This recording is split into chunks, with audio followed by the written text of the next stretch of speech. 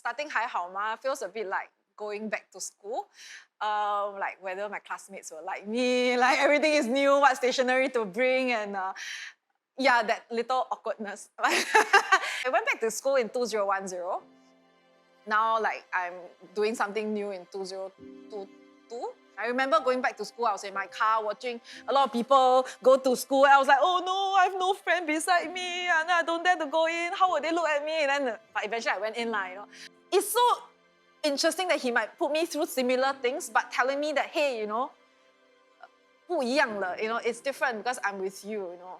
I think a decision that I made last year to take a 3-month leave to study in Bible school was also a little yes for me to God. Along the way, because of the yeses to Jesus, so eventually when the right opportunity came, it wasn't that tough for me to say yes to switch a different path.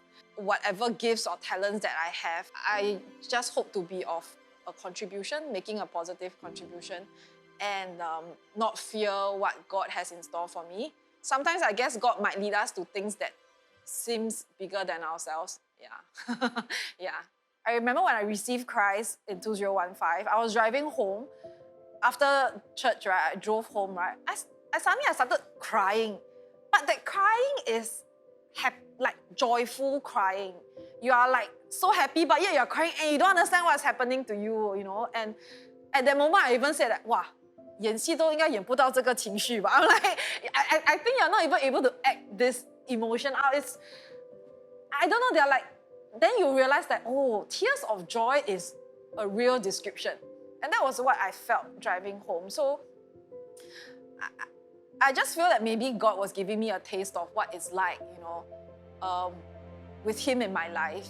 As I piece everything together, I feel it's not coincidence that, you know, maybe my next step forward is in this direction. I do come to a realization that whatever that we place in God's hands, He knows that this is the best way for us, you know. So it takes trust, and I'm thankful that He's putting that trust in me to go day by day, even when I fall or stumble a bit. He's never far off, you know. So I just want to share that if you are like going through certain struggles, you know, seeking for meaning, purpose in life, you can even whisper to God that, you know, Father God, that everything that you are going through or what you want. And it's okay to just cry out to Him, just like I did many years ago at the back of my kitchen, you know.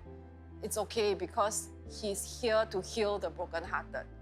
Yeah, He's here to help us with our wounds, you know, bind up our wounds, heal the brokenhearted. And I just feel that there's a lot of people who might be hurt or really brokenhearted, and just know that you can always, always, always count on God. And that's the, I guess the only thing that I can really say so assuredly, that you can always count on God.